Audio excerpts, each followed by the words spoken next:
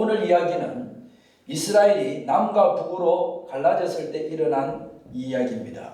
이 당시 가나안 지역의 가장 강대국은 북이스라엘 바로 위에 있었던 아람이라고 하는 나라입니다. 지금의 시리아입니다. 이 아람은 워낙 강한 민족이었기 때문에 주변의 여러 나라들을 끊임없이 침공하고 약탈하는 일을 자연스럽게 행했습니다. 그리고 언젠가부터 북이스라엘도 그들에게 만만한 상대가 되었기 때문에 북이스라엘을 이 아람이 괴롭히기 시작합니다. 그런데 언젠가부터 이상한 일이 벌어집니다. 다른 나라는 이 아람이라는 나라가 마음 놓고 드나들곤 했는데, 그래서 원하는 것을 다 가져올 수 있었는데, 북이스라엘은 침공만 하면 그들의 작전이 번번이 실패를 하는 거예요. 그래서 아람 왕이 화가 난 거예요. 도대체 우리가 뭐가 부족해서 이스라엘을 이기지 못하는 걸까? 그랬더니 그의 부하들이 심각하게 이런 보고를 합니다. 이스라엘에는 엘리사라는 하나님의 사람이 있습니다. 이 사람이 하나님께 기도를 하면 하나님께서 그에게 지혜를 주시고 하나님이 모든 것을 볼 수 있는 능력을 주셨습니다. 그래서 우리가 전쟁을 하기 전에 어떤 전쟁의 계획을 세우는지, 어떤 작전을 세우는지 이 엘리사가 미리 다 압니다. 그래서 이스라엘 왕에게 가서 우리의 계획을 이미 다 알려주기 때문에 미리 우리가 쳐들어오는 것을 알고 준비해서 우리가 매번 이스라엘을 이길 수 없었던 것입니다. 이 보고를 하자 아람 왕이 화가 나니까 이런 말 합니다. 야, 그러면 지금 전쟁하는 게 중요한 게 아니잖아. 엘리사부터 잡아서 죽여야 되지 않겠냐. 지금 전쟁이 문제가 아니야. 엘리사를 죽여라. 그래서 막대한 군사를 엘리사 집으로 보내게 되었다라는 이야기입니다.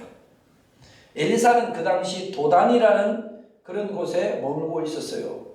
밤새 아무도 모르게 아람의 군대가 엘리사가 머물고 있는 도단, 이 도시를 전부 다 포위해 버립니다.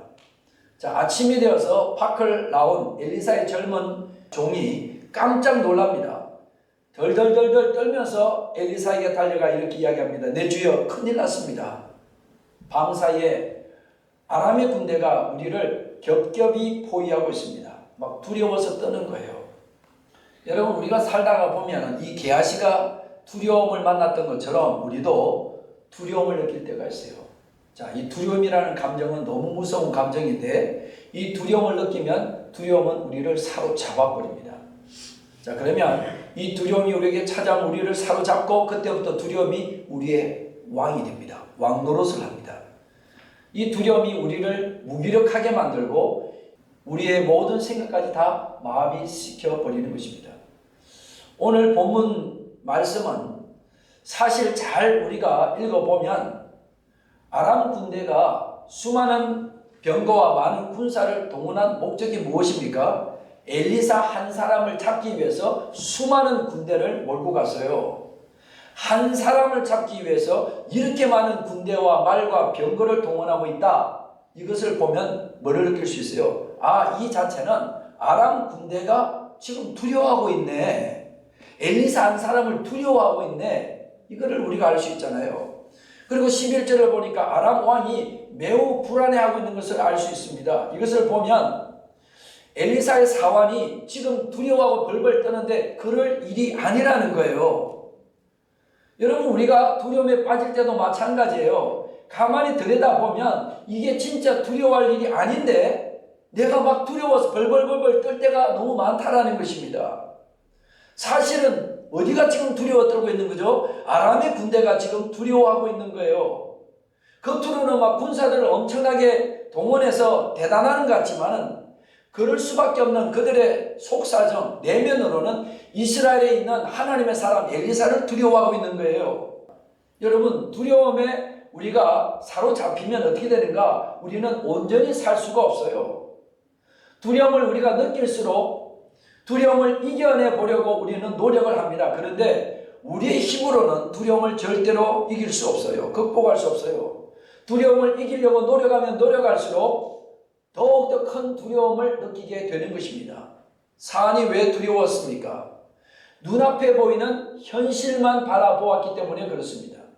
포위된 성만 보였습니다. 그러나 그가 보지 못한 것이 있습니다. 하나님의 군대를 보지 못한 것입니다. 엘리사도 그 시간에 같은 성 안에 있었습니다. 엘리사도 같은 적군을 보았습니다. 엘리사도 똑같은 현실을 마주했습니다. 그런데 왜 한 사람은 평안하고 왜 한 사람은 두려워 떨었을까? 환경이 달랐기 때문이 아니라 보는 눈이 달랐기 때문이라는 것입니다. 우리도 그래요.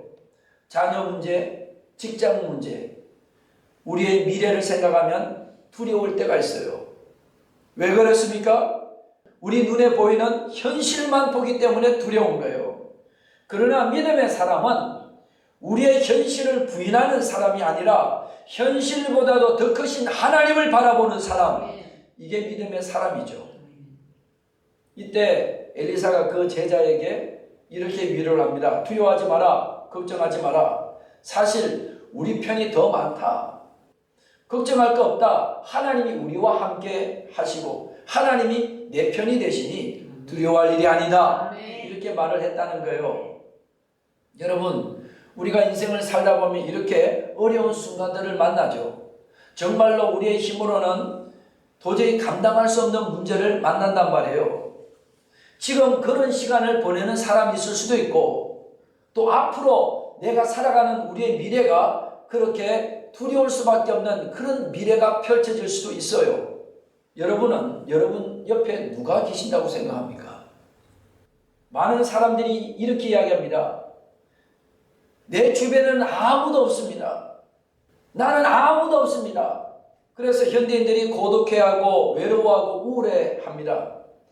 나는 혼자라고 생각하는 사람들이 생각보다 많아요. 나는 혼자다라는 이 생각에서 벗어나지 못하기 때문에 때로는 사람들이 극단적인 선택을 하기도 합니다. 나를 도와줄 수 있는 사람이 있다고 생각하는 사람은 절대로 죽지 않아요.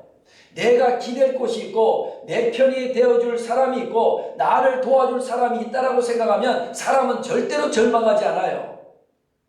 절망하는 이유가 뭡니까? 아무도 내 편이 되어주지 않는다 라고 생각하기 때문에, 고립된 혼자인 사람이라고 생각하기 때문에 사람이 두렵고 외롭고 고독한 거예요.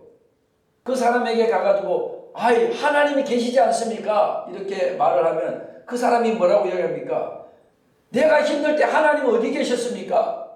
그 사람에게, 남들에게는 하나님이 하나님일지 몰라도 나에게는 내가 힘들 때 나와 함께하지 않는 하나님, 나는 도대체 그 하나님이 어디 계시는 하나님인지 잘 모르겠습니다 라며 하나님을 거부하는 사람들이 많이 있어요. 몸종이 우리 어떡하죠? 우리 다 죽게 생겼다라고 저렇게 많은 군인들이 우리를 포위하고 있는데 우리는 어떻게 해야 하나요? 우리를 도와줄 사람이 아무도 없어요. 이렇게 벌벌벌벌 떨고 있을 때 엘리사가 그 몸종을 위해서 해주었던 기도를 잊지 말아야 합니다. 17절을 보니까 기도하여 이르되 여호와여 원하건대 그의 눈을 열어서 보게 하옵소서 하니 여호와께서 그 청년의 눈을 여시매 그가 보니 불말과 불병거가 산에 가득하여 엘리사를 둘렀더라. 우리들의 눈에 보이는 것이 중요하지만은 하나님을 믿는 사람들에게는 눈에 보이는 것보다 더 중요한 게 있어요. 그것은 우리가 서 있는 형편, 처지, 이게 중요한 것이 아니라 우리의 영의 눈이 열려지는 것입니다. 이게 가장 중요한 거란 말이에요. 오늘 말씀을 보면 눈에 대한 기도가 3번이 나옵니다. 17절에 보니까 그의 눈을 열어 보게 하소서. 이것은 엘리사의 종의 눈을 열어 보게 하소서, 그 말이죠. 그리고 18절에 보니까 저 무리의 눈을 어둡게 하소서. 이것은 누굽니까? 아람 군대의 눈을 어둡게 하소서. 엘리사가 지금 기도하는 거죠. 그러니까 한 번은 엘리사의 종의 눈을 뜨게 해달라고 기도를 했고, 또 한 번은 아람 사람들의 눈을 어둡게 해달라고 엘리사가 기도를 합니다. 자, 3번째 기도는 눈을 멀게 했던 이 아람 군대의 눈을 엘리사가 다시 뜨게 해달라고 기도를 합니다. 이것을 보면 우리가 뭐를 깨닫냐면, 어떤 때는 우리가 봐서 두렵고 어떤 때는 보지 못해서 두렵다라는 것입니다. 그러니까 우리의 삶에 두려움이 찾아오는 것을 보면 어떨 때는 그거를 보지 말아야 되는데 그거를 봤기 때문에 두려울 때가 있고, 어떨 때는 이거를 봐야 되는데 보지 못해서 두려울 때가 있다라는 거예요. 눈을 떠서 보거나 눈으로 보지 못해도 두려움은 우리들에게 찾아온다라는 것입니다. 그러면 이 두려움의 정체가 무엇인가? 우리들에게 두려움이 찾아왔다라는 것은 이것은 환경의 문제가 아니라 거기에서 우리가 무엇을 보느냐, 여기에 대한 문제라는 거죠. 그러니까 두려움이 찾아왔다, 이거는 뭐라고요? 환경의 문제가 아니라 내가 지금 무엇을 보고 있는가? 우리의 영의 눈이 떠여져서 우리들이 봐야 할 것을 볼 수 있어야 하는 것입니다. 성경은 끊임없이 무엇을 보느냐라고 묻고 있습니다. 육신의 눈을 가지고 보느냐 아니면 영의 눈을 가지고 보느냐, 성경은 끊임없이 묻고 있어요. 마태복음 14장에 보면 예수님께서 풍랑이는 물 위를 걸으시는 장면이 나오는데 배에 타고 있던 제자들이 놀라죠. 예수님이 풍랑이는 물 위로 걸어오니까 이것을 보는 제자들이 놀래요. 베드로가 처음 그것을 보았을 때 베드로가 뭐라고 합니까? 예수님, 저도 풍랑에는 이 물 위를 걷기를 원합니다. 그래서 예수님이 이리 오라고 하니까 베드로가 예수님을 보고 어떻게 합니까? 풍랑에는 물 위를 걸어갑니다. 그런데 물 위를 걷던 베드로의 눈이 풍랑이는 바다를 바라보았을 때 베드로가 어떻게 됩니까? 물속에 빠져버리더라는 것입니다. 여러분, 똑같이 바람이 부는 풍랑이는 이 바다 위에서 베드로가 누구를 보았을 때, 예수님을 보았을 때는 그 풍랑이는 바다 위를 걸었어요.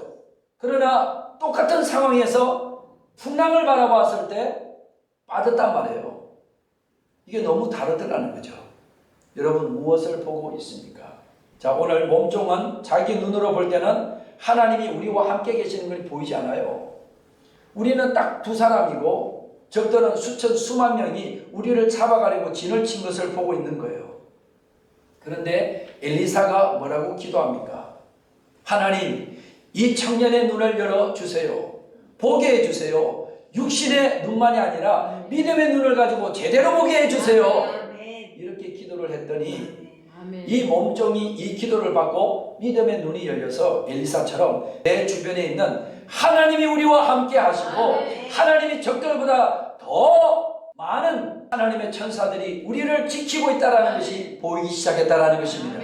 게하시가 영의 눈이 열려지니까 그의 눈에 보이지 않았던 불말과 불병거가 하나님의 사람 엘리사를 지키는 것을 그가 보게 되죠. 하나님께서 왜 불말과 불병거를 보내주셨을까요? 하나님의 사람을 하나님이 보호하기 위해서 보내준 거죠. 중요한 것은 지금 우리들이 서 있는 이 자리에 우리가 무엇을 보는가? 우리를 돌보시는 하나님의 돌보심을 내가 보고 있는가? 게하시의 눈이 열려 하나님의 군대를 보았으니 게하시는 얼마나 감격스러웠겠어요. 게하시가 영의 눈을 뜨고 보니까 하나님의 군대가 더 많아. 그 순간 게하시에 있는 두려움이 사라진 거예요. 여러분, 영적인 눈이 열리는 게 축복인 줄로 믿습니다. 여러분에게 영의 눈이 떠여지고 하나님이 일하시고 계시는 것을 볼 수 있게 되기를 축복합니다. 우리는 일하시는 하나님을 볼 수 있어야 합니다. 우리는 세상 속에 홀로 있다고 생각하면 안 됩니다. 믿음의 눈으로 보면 하나님의 군대가 우리를 지키고 있다는 것을 볼 수 있어요. 하나님께서 우리를 위해 싸우시고 계시고 하나님께서 일하시고 계시는 것을 볼 수 있어야 되는 것입니다. 하나님께서 일하시는 것을 보는 것이 능력이에요. 하나님께서 일하는 것을 보는 것이 매우 중요한 거예요. 신앙생활을 하면서 하나님이 보여주는 것을 봐야 돼요. 사탄이 보여주는 것을 보는 것이 아니라 하나님이 보여주시는 것을 봐야 되는 거예요. 하나님께서 보여주시는 것을 보는 것이 은혜입니다. 하나님께서 일하시는 경험을 하는 사람은 어떤 상황이 와도 우리는 담대할 수 있는 거예요.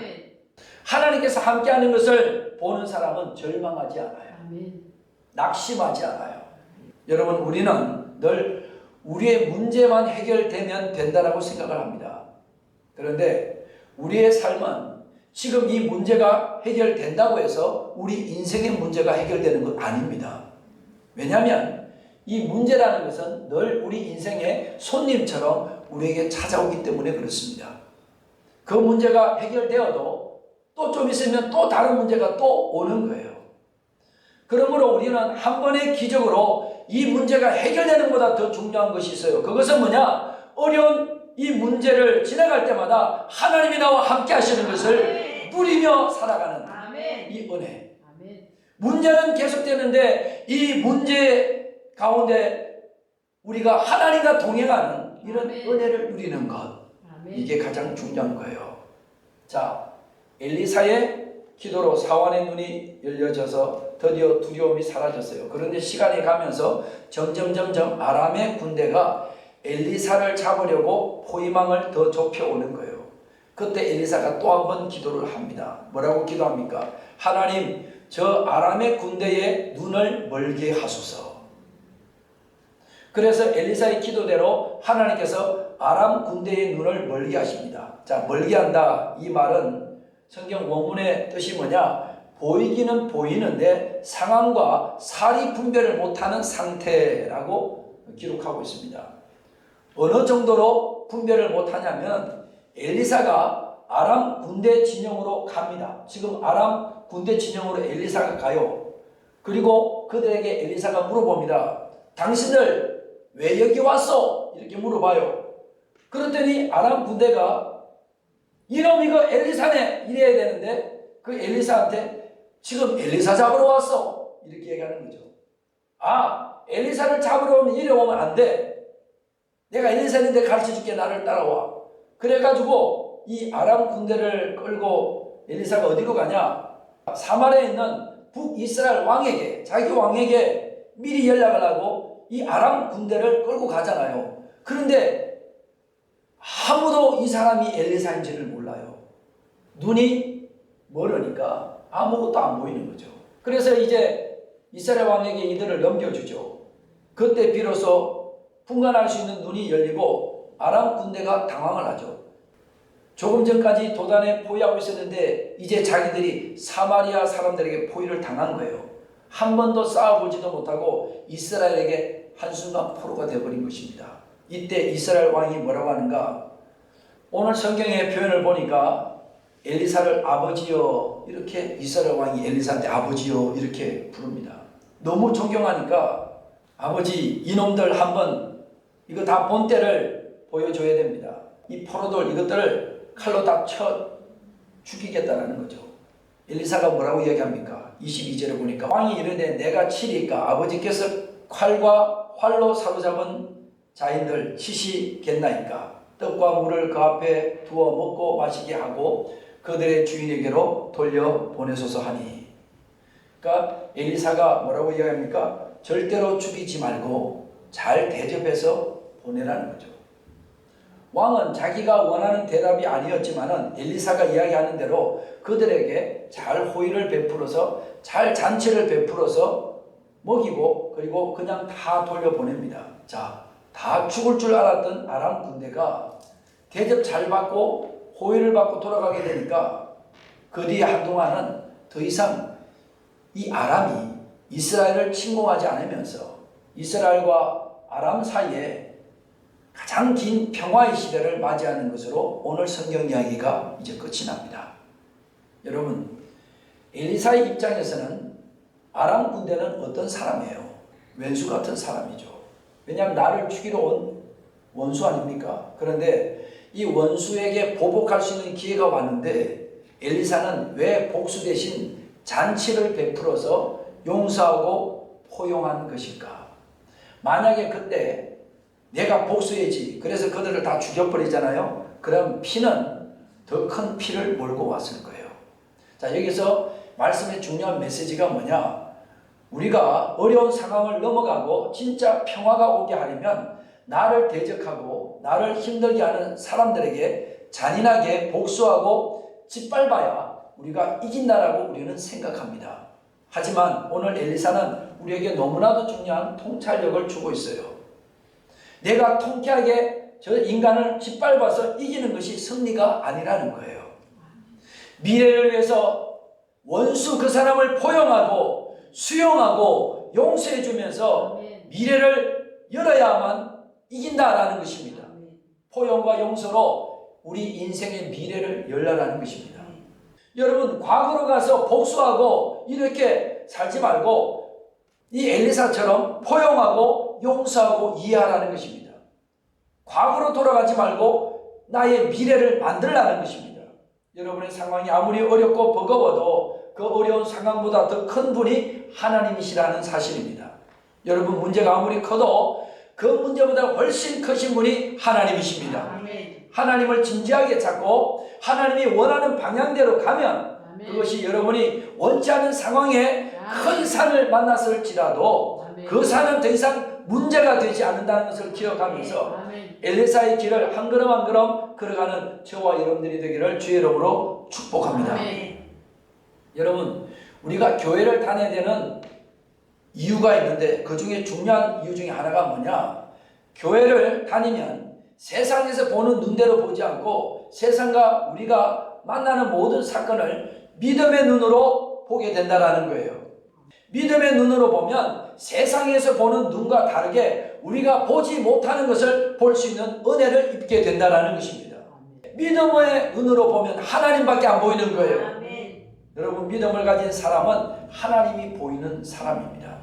하나님께서 우리 가정에 내 인생에 어떻게 역사하시고 나와 함께 하시고 아멘. 나를 돕는지 믿음의 눈을 가진 사람은 오늘도 그거를 보고 삽니다. 아멘. 나는 여러분도 그런 인생이 되기를 축복합니다. 아멘.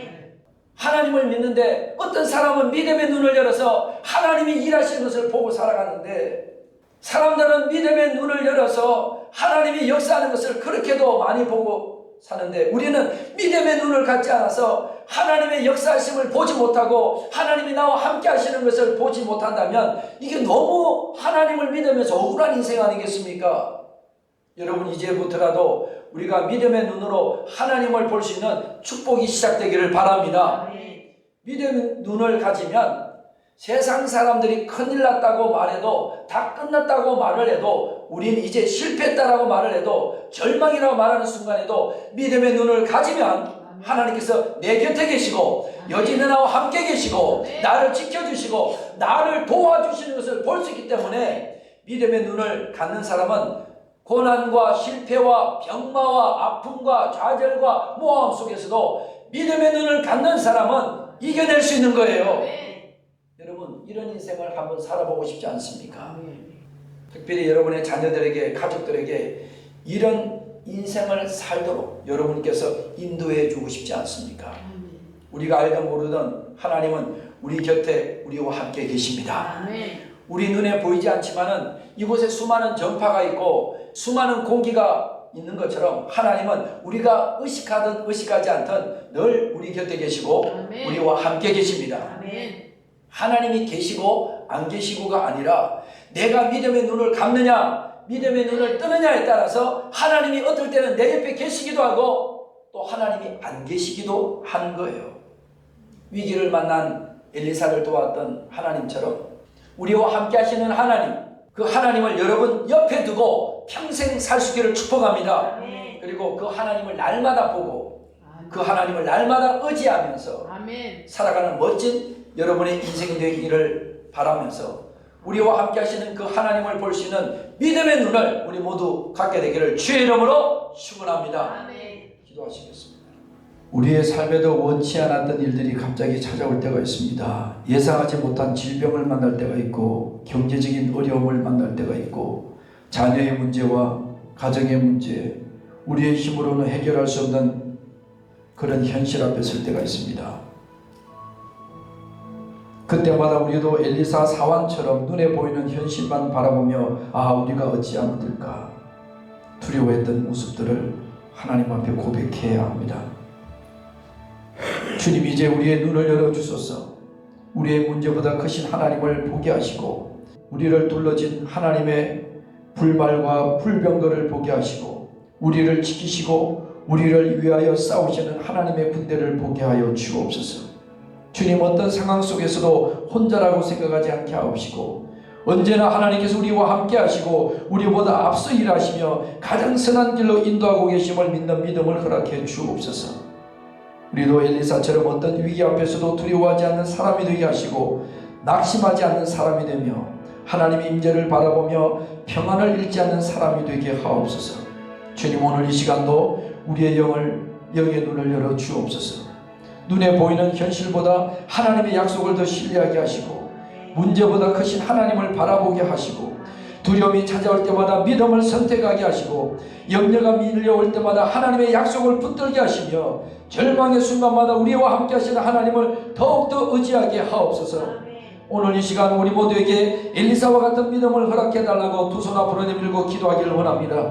주여, 어떤 상황 속에서도 흔들리지 않은 믿음을 달라고, 어떤 위기 앞에서도 평안을 잃지 않은 믿음을 달라고, 보이지 않는 하나님의 역사를 확신하는 믿음을 허락해달라고, 이 시간 성령께서 우리 한 사람 한 사람의 마음을 만져주시고 우리 속에 있는 두려움을 거두어 주시고 믿음으로 새롭게 해달라고 이 시간 하나님 앞에 부르짖으며 기도할 텐데, 주님, 우리의 영의 눈을 열어 주옵소서. 두려움보다 크신 하나님을 보게 하시고 어떤 상황 속에서도 엘리사와 같은 믿음으로 살게 하여 주옵소서. 주신 말씀 생각하며 다 함께 하나님 앞에 기도로 나가기를 원합니다.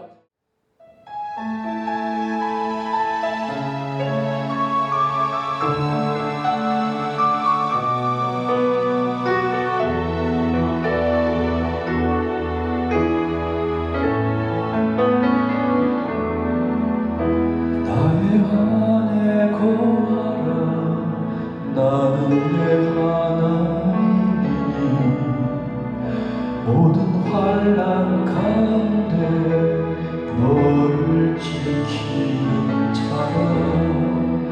두려워하지 마라. 내가 널 도와주리니. 놀라지 마라. 내 손 잡아주리라. 나의 안에 거하라. 나는 내 하나님이니. 모든 환난 가운데 너를 지키는 자라. 두려워하지 마라. 내가 널 도와주리니. 놀라지 마라. 내 손 잡아주리라. 내가 너를 지명하여 불렀나니 너는 내 것이라. 내 것이라. 너의 하나님이라. 내가 너를 보배롭고 존귀하게 여기노라. 너를 사랑하는 내 여호와라. 내가 너를 지명하여 불렀나니 너는 내 것이라. 내 것이라. 너의 하나님이라. 내가 너를 보배롭고 존귀하게 여기노라. 너를 사랑하는 내 여호와라. 너를 사랑하는 내 여호와라.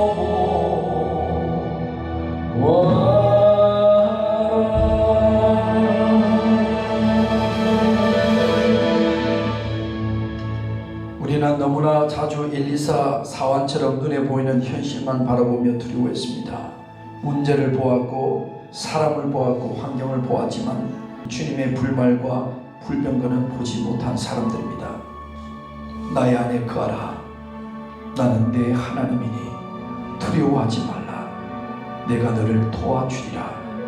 주님, 내가 위기가 올 때만 하나님을 찾는 사람이 되지 않게 하시고 평안할 때도 하나님을 찾게 하시고 엘리사처럼 하나님과 동행하는 삶이 우리의 체질이 되게 하여 주시고 엘리사가 하루아침에 담대한 사람이 된 것이 아니라 날마다 하나님과 동행하는 삶을 살았기에 위기의 순간에도 흔들리지 않았던 것처럼 주여, 우리도 매일 주님 안에 거하는 사람이 되게 해 주옵소서. 주님, 우리에게 두려움이 있습니다. 불안이 있습니다. 주님, 오늘 그 모든 두려움보다 크신 하나님을 바라보게 하여 주시고 우리를 둘러싸고 있는 하나님의 군대를 보게 하옵소서. 우리를 위해 싸우시는 하나님을 보게 하옵소서. 우리를 결코 버리지 아니하시는 하나님을 신뢰하게 하여 주옵소서. 주님은 말씀하십니다. 너는 내 것이라. 어떤 상황 가운데서도 낙심하지 않게 하여 주시고 어떤 위기 속에서도 믿음을 잃지 않게 하여 주옵소서. 이 시간 우리의 영의 눈을 더 밝게 열어주셔서 보이는 현실보다 보이지 않는 하나님의 약속을 바라보게 하여 주시고 문제보다 크신 하나님을 의지하며 두려움보다 우리의 믿음이 더 커지게 하여 주옵소서. 어떤 상황 속에서도 먼저 하나님을 찾는 믿음의 사람들이 되게 하여 주옵소서.